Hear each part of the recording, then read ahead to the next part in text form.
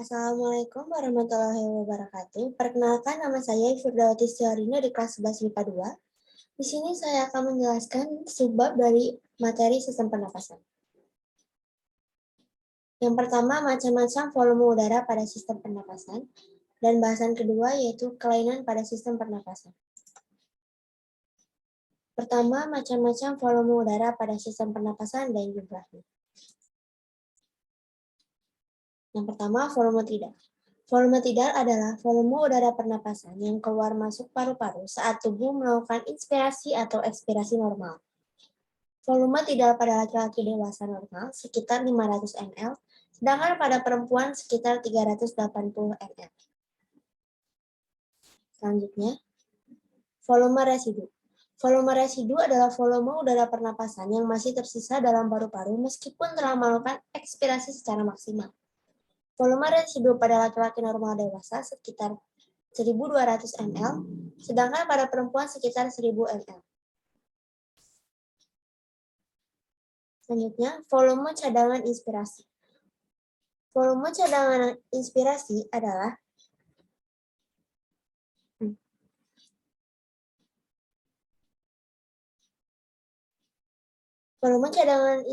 adalah volume udara pernapasan yang masih dapat dimasukkan ke dalam paru-paru setelah melakukan ekspirasi normal.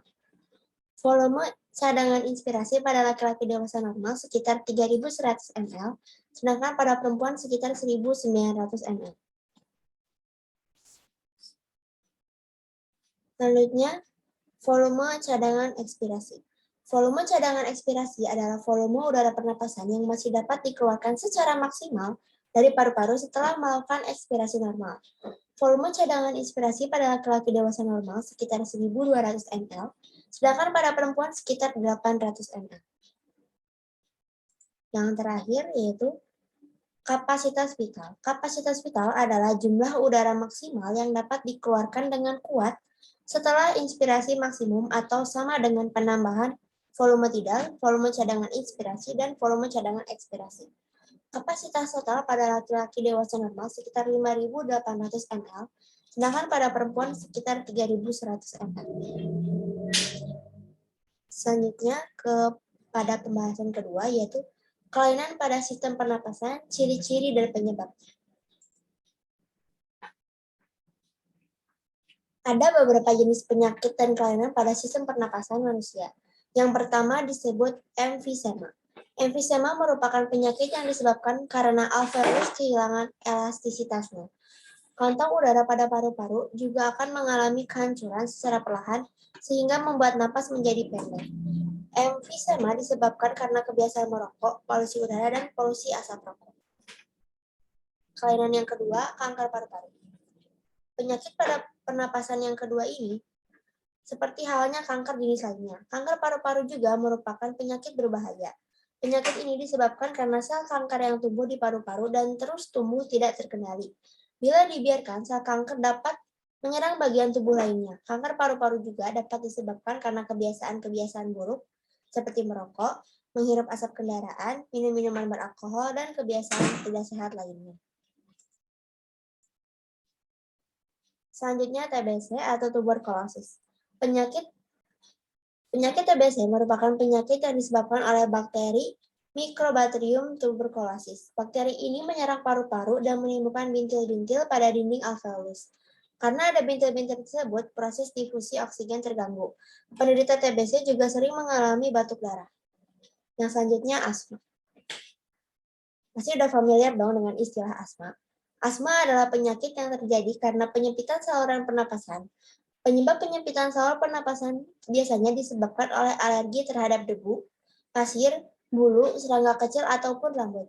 Penyakit ini juga dapat muncul kembali jika suhu lingkungan terlalu dingin atau ketika penderitanya mengalami masalah psikologis.